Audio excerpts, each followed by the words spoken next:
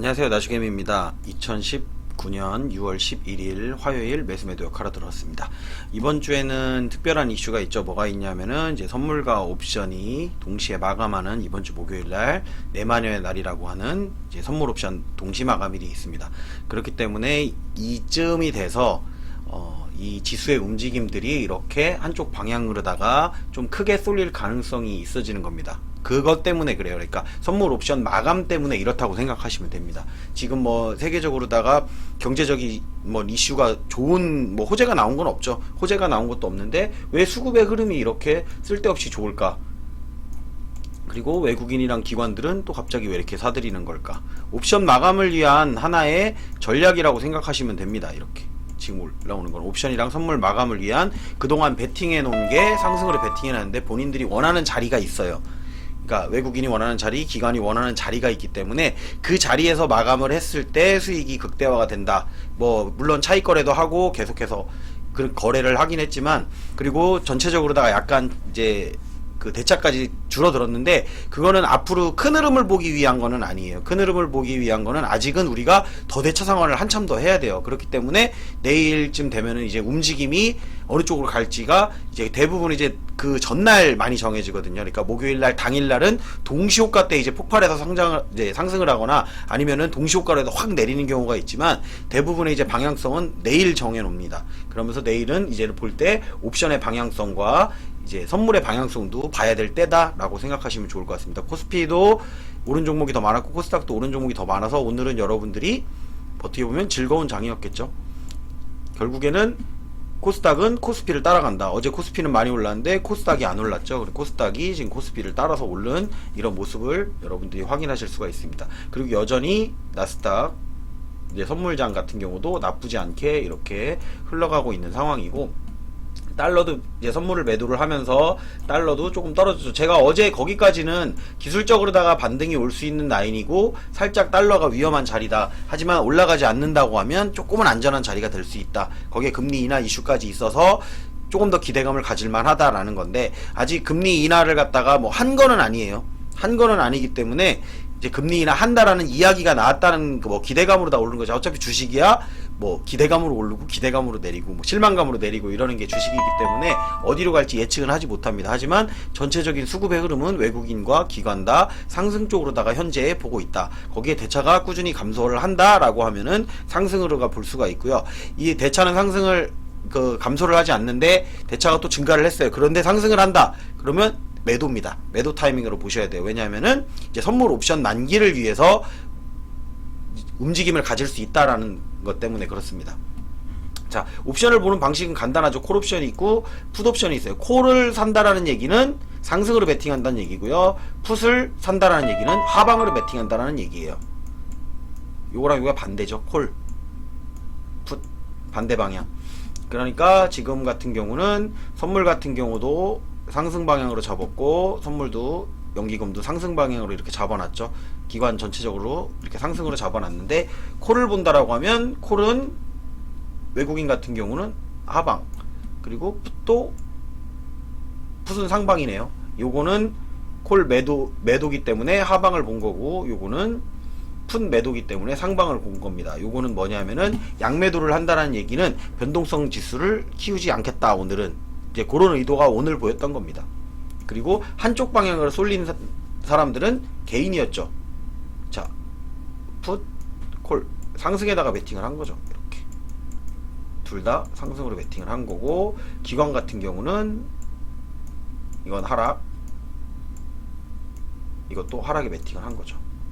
그렇다고 해서 개인들이 돈을 많이 벌었냐? 그건 아닙니다. 내일 또 어떻게 될지 보고선 결정이 되는 겁니다. 이거는 이제 최종적인 결론이기 때문에 오늘 실시간으로 움직임 계속 변합니다. 이 콜 우리가 보는 옵션은 그냥 이렇게 숫자로만 보는데 실제로다가 옵션을 갖다 하게 된다 그러면 그 한 틱 한 틱의 금액이 상당히 크게 움직인다는 것을 여러분들이 알 수가 있습니다. 그래서 개인들 같은 경우는 어느 정도 예수금이라든지 이게 부족하다고 하면은 견디기가 어려울 정도로다가 크게 움직입니다. 막 하루에 몇십 %씩 움직여요. 많이는 몇백 %까지도 움직입니다. 그렇기 때문에 옵션 같은 경우는 그냥 참고하는 자료로만 여러분들이 사용하시면 좋을 거라고 생각이 듭니다. 자, 오늘은 여기까지만 보도록 하고, 그리고 어제도 대차를 확인해 보신 분들이 있었죠.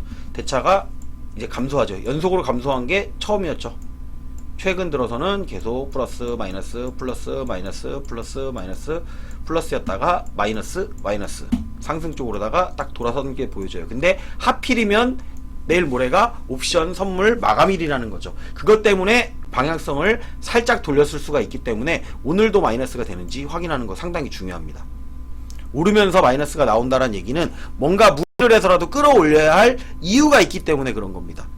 그 이익이 내리는 것보다 더 이득이니까 그렇게 생각하시면 돼요. 그러니까 선물 옵션 마감을 하고 나면 다시 초기화 된다고 생각하면 됩니다. 그러고 난 다음에 이슈가 또 안 좋다. 그럼 다시 내려갈 거예요.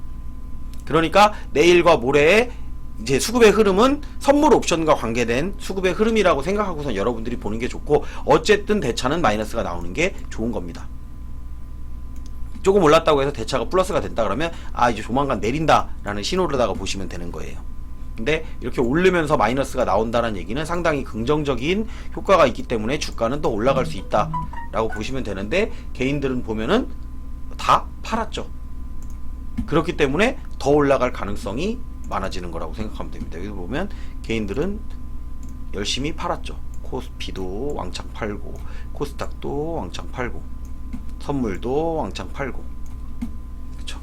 그렇기 때문에 주가는 이런 식이 되면 더 올라갈 수 있다 라고 생각하시면 돼요. 빠르게 올라가진 않아요. 그리고 여러분들이 오늘도 느꼈을지 모르겠지만 주가가 올라갈 때는 급등주들이 오히려 안 갑니다.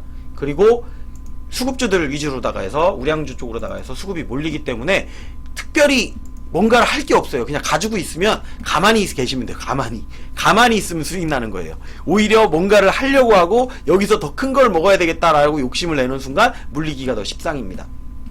그게 이제 계속 보시면 알 거예요. 그리고 경험을 통해서 보다 보면 오히려 장이 상승하고 있고 지수가 올라가고 있을 때는 정말 그 개별 종목은 그렇게 크게 움직이진 않아요.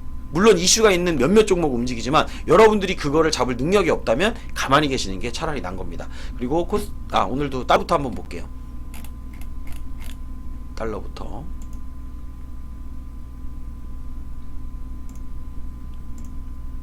달러 차트를 먼저 살펴본다라고 하면 제가 어제 말씀드렸었죠.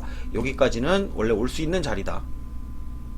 똑같아요. 우리가 주가가 떨어졌을 때도 그 장대 음봉이 나온데 중간 지점까지는 어느 정도 온다. 요 지점까지는 어느 정도 올 수 있다. 하지만 여기서 뚫어 올리지 못하고 이 봉을 갖다가 채워주지 못하면, 이 봉을 채워주는 흐름이 보이지 않는다라고 하면은 결국에 주가의 흐름은 이쪽으로 간다. 그래서 제가 여기까지는 기본적으로 보셔야 된다라고 얘기한 거죠. 달러가 여기까지 간다는 얘기는 주가도 이만큼 상승할 여력이 남아 있다라는 거죠.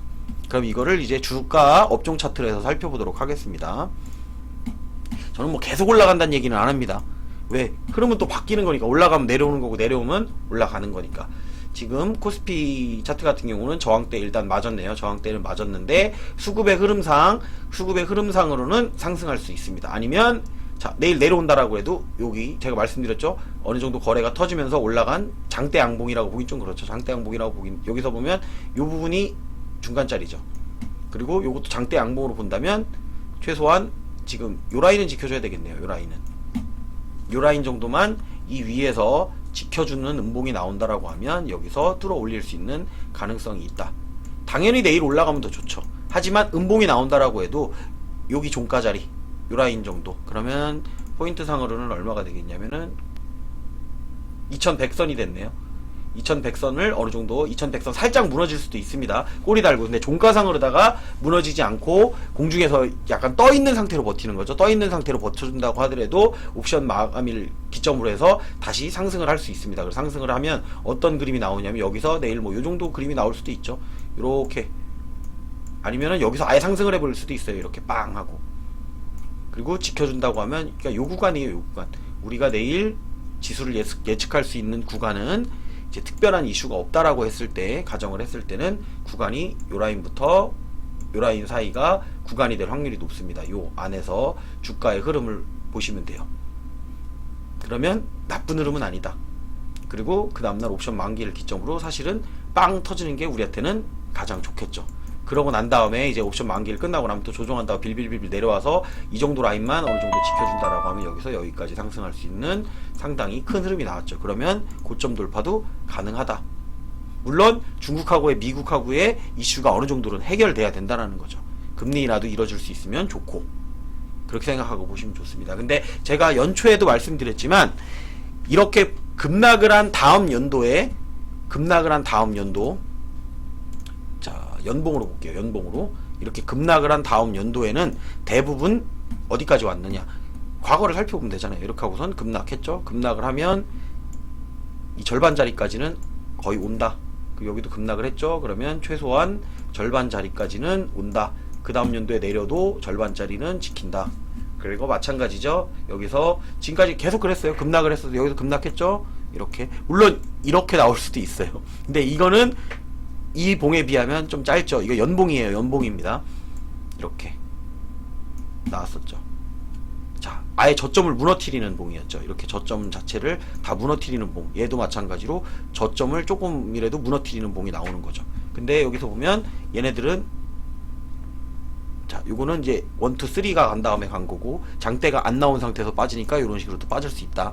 이런 경우도 있었습니다. 이때는 95년, 96년, 97년이었고요. 그리고 현재는 이제 2000년 넘어서는 그런 적은 딱 여기죠. 이렇게 2000년도, 그리고 2008년도, 그리고 요거는 저점을 깨진 않았죠. 그리고 저점을 깼던 게 지금 유일하게 작년이었어요. 2018년도 저점을 갖다가 여기가 저점이었죠. 저점을 갖다가 이렇게 깨내리고 난 다음 연도에는 거의 절반까지는 오른다. 심지어 올랐었네요. 이렇게 여기는 채워준다라고 생각을 하시면 됩니다. 그래서 제가 연초부터 말씀을 드렸던 거예요. 거의 뭐 딱 맞게 여기까지 왔었네요. 근데 여기까지 안 왔으면 여기까지 와야 되는데 지금 여기까지 왔다가 내려온 거라서 어떻게 될지 흐름을 예측하기가 좀 애매해지긴 했네요. 여기서 보니까 지금 연봉을 오랜만에 저도 살펴보는 건데 이렇게 애매해지는 경우가 있다. 근데 오긴 왔었습니다. 지금 절반짜리까지 거의 왔었기 때문에 여기 맞고 내려간 거는 여기까지는 올 거라는 예상을 했는데 내려갔다 다시 올라올지 뭐 이거에 대한 거는 어쨌든 못 봤습니다. 근데 그 과거의 차트로 봤을 때 마감봉이잖아요. 이게 마감봉이잖아요. 마감봉, 이것도 마감봉. 마감봉으로 봤을 때 절반 근처까지는 온다. 얘도 절반을 넘어섰다. 대충 절반 여기쯤이죠. 절반 넘어서고 그 다음 연도에 올랐고, 얘도 절반은 여기서 절반 못 왔었죠. 절반은 못 왔었는데 그 다음 연도에도 절반 이상으로 와서 뚫었다가 올리고선 내려왔죠. 그러니까 이 구간 아래쪽은 그닥 위험하지 않다. 저점을 깨지 않는 선에서는 이렇게 얘네들도 보시면은 그 다음 연도에 저점을 깨긴 깼어요. 여기도 보면, 자, 여기 보면 여기 저점이었죠. 저점을 살짝 깨뜨렸다가 다시 올라와서 중간에서 마감을 한 거고, 여기서는 저점이 워낙 낮았기 때문에 저점을 깨진 않았습니다. 저점을 안 깨니까 오히려 더 많이 올라왔네요. 뭐 이런 거는 그냥 과거의 차트의 흐름이니까 미래를 예측하는 지표가 될 수는 없어요. 하지만 과거를 어느 정도는 의지는 할 수 있다. 왜? 여러분들 차트 보실 때 차트는 어차피 과거를 갖다 토대로 해서 앞으로 이렇게 될 것이다라는 걸 예측을 하는 거죠. 수급의 흐름은 어떻게 될지 알 수가 없으니까. 그리고 코스닥은 결국엔 코스피를 따라온다. 오늘도 코스닥은 오히려 지금 저항선을 갖다가 이렇게 뚫어서 올렸습니다. 그래서 내일 앉는다고 해도 이 라인, 여기 안에서 안착만 해준다라고 하면 옵션 만기일, 선물 옵션 만기일 날은 이렇게 나올 수 있겠죠. 그리고 코스닥 150도 비슷한 그림이 나와 있겠죠. 비슷한 그림. 여기까지는 열려 있잖아요. 이렇게. 요 구간까지는. 코스닥 150이 어떻게 보면 구간은 제일 열려 있어요. 근데 아래도 한참 열려 있죠. 이렇게. 그렇기 때문에, 근데 이제 코스피가 올라가면 사실은 이쪽은 그렇게 걱정 안 해도 됩니다. 뭐 코스닥만 악재가 나오는 뭐 바이오 관련된 악재가 또 대박 터지지 않는 한 이렇게 될 확률은 별로 없다. 그러니까 이쪽으로 갈 확률이 조금 더 높다 정도로만 생각하고 보시면 좋을 거라고 생각합니다. 물론 급등하는 종목들 같은 경우는 오히려 적어요. 그렇기 때문에 그거는 지수가 상승할 때 항상 있었던 공통적인 현상이라고 생각하고 여러분들이 보셨으면 좋겠습니다. 그리고 오늘 매수 한 거 별로 없죠. 그러다 보니까 제가 앞 이야기를 조금 길게는 하긴 했습니다. 오늘 신규 매수한 종목 로스웰 같은 경우에도 제가 마지막에 매수한 거죠. 거의 이제 장마감하기 직전쯤에. 근데 요걸 언제 걸어놓은 거냐? 언제 걸어놓은 거냐면 오전에 걸어놓은 겁니다. 오전에 오늘의 관심 종목 노란색 자막 지나가는 거 보이시죠? 여기에 제가 제일 먼저 적었던 종목이 로스웰이었습니다. 근데 로스웰을 적고 매수는 여기다 걸어놓은 거죠. 1240원 저점에다 걸어놨던 거죠. 제가 여기다 적는다고 해서 바로 올라간다는 얘기가 아닙니다. 여러분들이 관심 있게 보라고 적어 놓는 거예요. 물론 바로 올라가는 종목 있습니다. 근데 바로 올라가는 그 타이밍을 잡아서 단타로 다 먹고 나올 수 있으면 넣는데, 못 먹는다라고 하면은 그 다음에도 올라갈 수 있는 종목들을 여기다 적어 놓는 겁니다. 수급에 힘이 들어왔었기 때문에 올라갔다가 내려온다라고 해도 다시 올라갈 수 있는 힘이 남아있는 종목. 물론 그걸 다 털지 앞으로 어떻게 할진 저도 몰라요. 하지만 이 수급의 흐름에 보였던 이 노란색 자막에다가 적었던 종목들을 여러분들이 꾸준히 보셨다면 어느 순간 되면은 많이 올라와 있죠. 그러니까 아닌 것도 물론 있습니다. 하지만 확률적으로 봤을 때 여러분들이 고르는 것보다 조금 날 수 있다 정도로만 생각하시면 좋을 것 같아요. 저도 이거를 신뢰하진 않아요. 저도 검색식이랑 어느 정도를 보고선 눈에 띄는 종목을 여러분들한테 적어주는 거예요. 다 적지는 못해요. 그리고 제가 가끔 판단했을 때 이거는 너무 고점이다 라고 생각을 하면 그냥 적으려다가도 안 적습니다. 그리고 요거는 차트가 별로 안 좋아, 요건 애매해, 그럼 또 안 적습니다. 그러니까 적는 종목은 그나마 나름대로 그래도 선별을 해서 적는 거예요. 하지만 적는다고 해서 제가 바로 사진 않는다라는 거는 여러분들이 방송을 보셨다면 분명히 아실 겁니다. 로셀 같은 경우도 여기다 적은 시간보다 이 매수한 시간은 전혀 다르다라는 거, 이런 경우가 많아요. 제가 양봉 한 3%쯤에 적어놨는데 저는 매수를 마이너스 5%에도 하고 막 이러거든요. 그렇기 때문에 판단을 여러분들이 하시라고 적어놓는 거지, 이거를 갖다가 사면 무조건 오른다, 무조건 올라도 어디서 잡느냐에 따라 다르겠죠. 마이너스 5%에 잡은 사람이랑 플러스 3%에 잡은 사람이랑은 8%라는 차이가 나죠. 근데 그게 좀 애매한 게 있어요. 자, 이렇게 생각하시면 돼요. 3% 잡았는데 얘가 중요한 거는 10%까지 올라왔다 내려왔단 말이에요. 제가 적고선 예를 들면 10%까지 올라왔다, 그런 종목 많아요. 3%에 적었는데 10%까지 올라왔다 내렸는데 종가가 마이너스 5%예요. 그러면 3%에 잡아서 10%에 매도를 해서 끝냈다 그러면 그거는 그냥 끝낼 수도 있는 거죠. 근데 나는 마이너스 5% 잡았어요. 근데 그 다음날 또 빠져요. 그럼 내가 손해본 걸 수도 있잖아요. 그렇기 때문에 제가 이거는 매수다 라고 적어드리는 게 아닙니다. 실시간으로 말 그대로 눈에 띄는 종목들을 갖다가 수급의 흐름, 저 같은 경우는 그래도 어느 정도 입체 분석도 보고 여러 가지 수급의 흐름을 보죠. 그러다 보니까 거기에서 보이는 종목을 그냥 여러분들에게 도움되라고 적어드리는 거라고 생각하시면 좋을 것 같습니다. 그리고 오늘은 이제 상한가 종목 두 개를 갖다 다 매도를 했습니다. 전량 매도한 종목이 둘 다 상한가 종목이었죠. 고려산업도 상한가였고 오픈베이스 상한가. 그런데 저는 상한가에 못 팔았죠. 마지막 물량을, 전량 매도 물량을 3,190원에 매도를 완료를 했습니다. 왜 그랬냐면은 이걸 미리 세팅을 해놓은 거예요. 시가의 매도, 그리고 1차 저항대에서 매도, 그리고선 여기를 뚫어 올리면 상한가에 걸어놨었는데 이걸 판 시간이 3시 10분 정도 됐을 겁니다. 3시 10분 정도 넘어서 매도를 했나. 그런데 왜 매도를 했었냐면, 자, 가격이 비슷하죠. 3,180원, 3,190원. 저항 라인인데 시간이 다 됐어요. 이제 장 마감을 해야 되는데 시간이 안 돼서 안 올라간 종목들 여러분들 어떻게 되시는지 보신 분들 계실지 모르지만 확률상으로 봤을 때 3시 10분이 넘어서 19분 사이에 상한가를 못 치면 동시효과로 해서 10%까지 그냥 빠지는 경우가 있습니다. 그리고 이거는 어차피 제가 오늘 마감하려고 했던 종목이기 때문에 조금 욕심을 버리고선 매도를 한 겁니다. 그래도 수익이죠. 그래도 많이 수익인데 거기서 이제 조금 더 먹으려고 사실은 남겨뒀던 물량이잖아요. 여기까지 이미 어느 정도 수익을 실현해놨기 때문에 요거는 조금 더 많이 먹어보자 라고 생각을 했던 건데 내 의도대로 움직이질 않았어요. 그래서 여기서 매도를 딱 하자마자 그 다음에 살짝 내렸다가 거기서 정말 동시효과를 해가지고 상한가를 쳐버렸죠. 이게 이런 경우는 저도 어쩔 수가 없어요. 팔려고 마음을 먹으면 이런 경우가 발생을 해요. 그렇기 때문에 제가 평상시에는 이렇게 전량 매도를 안 하고 분할 매도할 때 같은 경우에 보면은 좀 여유 있게 합니다. 근데 이제 지금 같은 경우는 장이 상승을 하잖아요. 장이 상승을 할 때는 고점에 있는 종목을 굳이 잡을 필요가 없어요. 이제 고점에 올라간 종목들이 이제 내려올 거예요. 장이 상승하면서 가장 수혜를 많이 받았던 종목들은 이제 쭉쭉쭉쭉 내려올 겁니다. 오히려 수혜를 못 받았던 종목들이 이제 올라가 줘야 되니까. 그러니까 그런 상황이 잠깐은 연출될 수 있다. 하지만 수급의 흐름이 없이 올라가는 종목들 같은 경우는 제가 노란색 자막 같은 거 적어드리지 않습니다. 왜냐면 수급의 흐름이 없이 올라간 종목들은 올라가면 내려왔다가 그냥 그대로 쭉쭉쭉쭉 빠지는 경우가 많았기 때문에 그냥 안 적어드리는 거고, 제가 적었던 종목을 또 적고 적었던 종목을 또 적고 이러는 이유는 수급의 힘이 계속해서 보이니까 적는 거예요. 셀트리온도 제가 지난번에 살려다 못 샀다고 말씀을 드렸었죠. 근데 오늘 또 적었죠. 수급의 흐름이 있으니까, 힘이 보이니까 적는 겁니다. 더 올라갈 수 있어요. 저는 이제 플러스인 경우에는 안 삽니다. 제가 약간 마이너스라고 하면 사는데, 셀트리온 같은 경우 이제 재단가예요. 그때 샀으면 지금은 수익 중이겠지만 지금 그때 추가 매수를 못했기 때문에 지금은 그냥 제 단가입니다. 그래서 여기서 조금 더 오르면 이제 매도로만 대응을 해야 되는 그런 상황이 이제 저도 연출이 된 겁니다. ABL 바이오 같은 경우도 수익이고, 로셀 같은 경우 오늘 산 거고, 전파기지국 같은 경우는 놓쳤던 종목이라서 놓쳤던 종목이긴 한데 힘이 계속 보이니까 안 적으려다가 저는 안 사더라도 이건 적었습니다. 저는 이제 살려고 걸었는데 걸은 자리가 상당히 아래쪽이에요. 설마 여기까지 떨어지겠어 이런 자리 있죠. 한 마이너스 한 8% 막 이렇게 플러스인 상태에서 적었는데 여기까지 오면 사지면 그냥 산다 이런 느낌인 거죠. 근데 가끔 이런 종목이 사집니다. 그러고서 놔두면 정말 관심도 없었던 종목인 것 같은데 어느 순간에 보면 많이 올라가 있죠. 제가 지난번에 뜬금없이 그 아난티라는 종목을 산 적이 있었죠. 아난티라는 종목을 뜬금없이 사놓고 그냥 가만히 놔뒀어요. 그냥 가만히 뭐 별로 신경도 안 써요. 그런데 아난티 같은 경우 안 오르니까 안 파는 거란 말이죠. 저 같은 경우는. 근데 지금까지 그렇게 야금야금 올라온 게 벌써 14%나 올라왔습니다. 그래도 안 팔아요. 왜 더 오를 거로 보이니까. 내가 잘 잡았으니까. 그나마 라인을 잘 잡았다라고 판단이 들었기 때문에. 수급의 흐름도 보였는데 이슈를 받지는 않고 계속 올라오네. 요거는 이슈 한번 받으면 슈팅 한번 나오겠구나. 그때 팔아야지. 근데 대부분 사람들은 어떻게 하냐. 이슈가 나오면 이제 올라가는가 보다 하고 거기서 잡죠. 근데 거기서 저는 이미 30%입니다.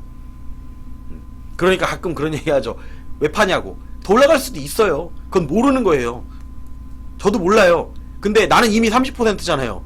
그럼 내려올 가능성이 더 많아졌기 때문에 그냥 매도를 하는 거지, 이게 더 올라갈 줄 알고 매도하고 이러는 건 아니에요. 그러니까 그럴 때는 분할 매도를 하거나 아니면 이게 단기적 이슈로다가 올라가는 거다 싶으면 전략 매도로 대응하거나, 이제 그거는 이제 개인적인 여러분들의 판단에 맡깁니다. 하지만 남들보다는 굳이 위에서 잡을 필요는 없기 때문에 그냥 안 사는 거다라고 생각하면 됩니다.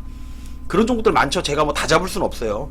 다 잡을 수는 없기 때문에 그래도 그 중에 고르는 것도, 수급의 흐름이 똑같다라고 해도 자리에 따라서 물량을 조절한다거나 아니면은 이제 매수를 할 거냐 안 할 거냐를 그냥 그건 본인이 판단을 해서 마치시면 됩니다. 왜? 나 같은 경우는 조금 더 끌고 가야 되는 경우가 많기 때문에 굳이 윗자리에서는 웬만하면 물량을 적게 사거나 안 사거나 이제 그런 식으로다가 정해서 저 나름대로의 원칙을 지켜 나가고 있습니다. 여러분들도 이제 본인의 어느 정도 원칙이 있을 테니까 그 원칙 지켜서 하시고선 내일은 장이 상승한다라고 하더라도 이제 대세 상승장으로 간다 이런 느낌보다는 수급의 흐름이 현재는 상승 쪽을 바라보고 있다. 대차 물량까지도 어느 정도 감소를 한다라고 하면 주가는 조금 더 올라갈 수 있다 정도로만 생각하시고, 그 목요일 날은 선물 옵션 만기일 동시 마감일이기 때문에 여러분들이 그거를 주의해서 한번 살펴보셨으면 좋겠습니다. 오늘 방송은 여기서 마무리하도록 하겠습니다. 유튜브를 시청하시는 분들은 좋아요, 구독, 알림 설정 해주셨으면 좋겠습니다.